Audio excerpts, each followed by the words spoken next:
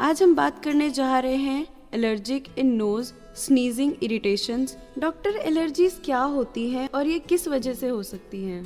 Allergy एक common word है। ये एलर्जी हमारा किसी भी पार्ट, बॉडी के पार्ट को हो सकती है। जैसे नोज़ में एलर्जी होती है, हम उसको नेज़ल एलर्जी कहते हैं। फिर आई की एलर्जी भी हो सकती है, ऐसे ही स्किन की एलर्जी भी हो सकती है। तो ये अलग अलग एलर्जी जो है वो अलग अलग पार्ट्स, और क्योंकि आज हम नाक की एलर्जी के बारे में ही बात कर रहे हैं तो हम उसके बारे में ही ज़्यादा बताऊंगा। जो नोज़ की एलर्जी है ये जेनेटिकल भी हो सकती है और एनवायरमेंटल फैक्टर्स भी होते हैं। तो एनवायरमेंटल फैक्टर्स में जैसे हम बाहर जाते हैं तो हम डिफरेंट टाइप ऑफ एनवायरनमेंट में डिफरेंट टाइप ऑफ एलर्जेंस हैं। जिस चीज़ से एलर्जी होती है उसको हम एलर्जेंस कहते हैं।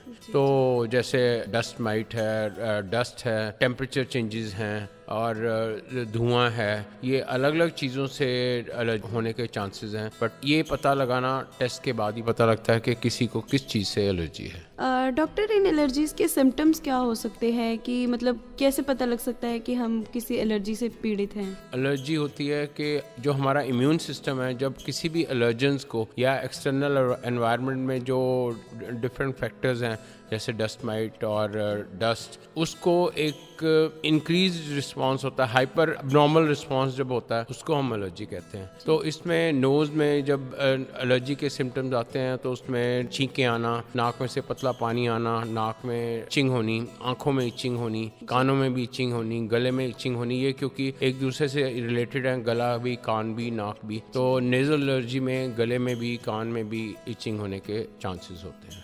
जी। डॉक्टर, ये एलर्जीज कितनी तरह की हो सकती हैं और अगर इस पे ध्यान ना दिया जाए तो ये हमें कितना नुकसान पहुंचा सकती हैं? एलर्जी कई तरह की हैं। जैसे कि यदि हम टाइप्स ऑफ एलर्जी देखें तो ये दो तरह की हैं। जैसे हम एक कहते हैं सीजनल एलर्जी, एक होती है perennial allergy. Seasonal allergy means कि यदि हमें ड्यूरिंग पॉलिनेशन जब फ्लावर्स ज़्यादा होते हैं उन दिनों में जो पॉलन ग्रेन्स हैं उससे कईयों को एलर्जी होती है, तो वो सीजनल होती है कि जिस सीज़न में वो फ्लावर होगा उसी सीज़न में एलर्जी होगी, बाकी सारा साल पेशेंट ठीक रहता है। और एक होती है पेरिनियल एलर्जी। पेरिनियल मींस कि सारा साल एलर्जी रहती है, कि कुछ ना कुछ थोड़ा बहुत स्नीजिंग रहती है, वो सारा साल ही ख़त्म नहीं होती, तो इसको पेरिनियल एलर्जी कहते हैं। नॉर्मली जो पेरिनियल एलर्जी है ये बच्चों में या यंग एडल्ट्स में बहुत कॉमन है, और जो सीजनल एलर्जी है ये बड़ों में ज़्यादा कॉमन है।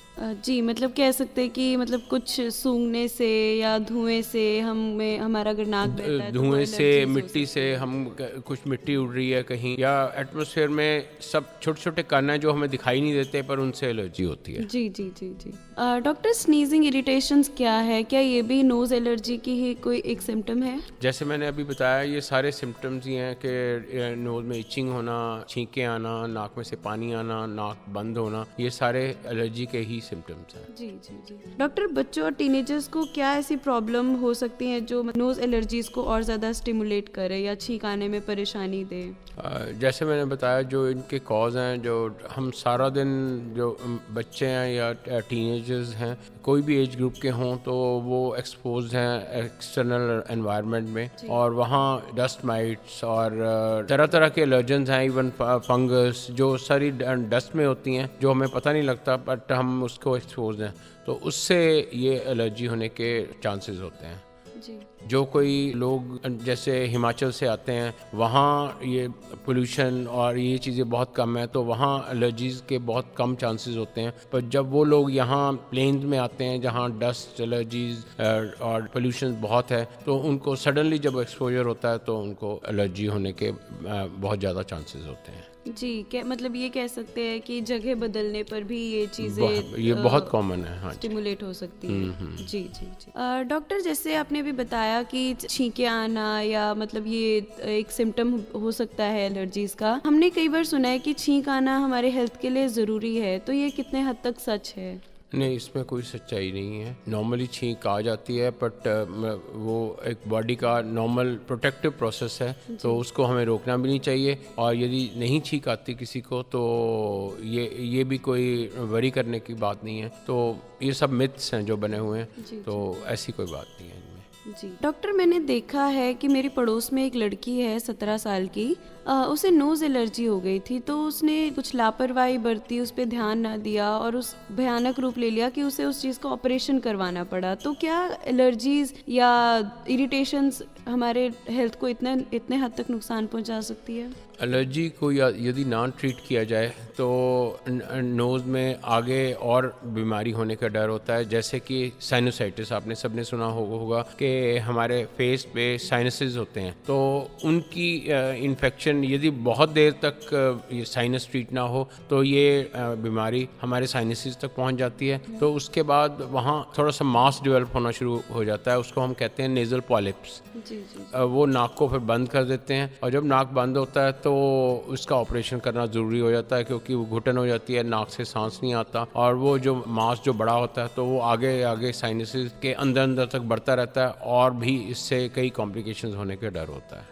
जी जी जी। डॉक्टर, हम कैसे अपने आप को एलर्जी से बचा सकते हैं? एलर्जी से बचाने का सिर्फ एक ही तरीका है कि हम जो एनवायरनमेंट से बच के रहें। तो वो एनवायरनमेंट से बचना बहुत मुश्किल होता है, तो इसलिए एक बार हमारे डिटेक्ट हो जाता है कि हमें एलर्जी है, तो हमें उन चीज़ों से बच के रहना चाहिए जिनसे हमें पता लग जाए कि एलर्जी है। बट नॉर्मली ऐसे पेशेंट को पता नहीं लगता कि किस चीज़ से एलर्जी है, तो इसके लिए हमें टेस्ट करने पड़ते हैं, उनको हम प्रिक टेस्ट कहते हैं। तो वो स्पेशली मेड सोल्यूशंस होते हैं जो हम आम में इंजेक्ट करते हैं पेशेंट के, तो उससे फिर उसका हम रिएक्शन देखते हैं कि किस सोल्यूशन से कितना रिएक्शन है। ये सोल्यूशंस सारे एलर्जन से ही बनाए होते हैं, जैसे कोई डस्ट माइट, काउ डंग, ये इनसे बनाए होते हैं। तो उससे यदि हमें लगे कि रेडनेस हो रही है इंजेक्शन लगाने से, कुछ रेडनेस मीन्स कि इससे एलर्जी है, तो हम आइडेंटिफाई कर लेते हैं कि इस पर्टिकुलर चीज़ से एलर्जी है, तो हम उसको अवॉइड करने की कोशिश करते हैं। जी डॉक्टर, डॉक्टर क्या एक्सरसाइजेज या ब्रीदिंग प्रैक्टिसेस मतलब क्या रोल प्ले करती हैं हमें बचाने के लिए?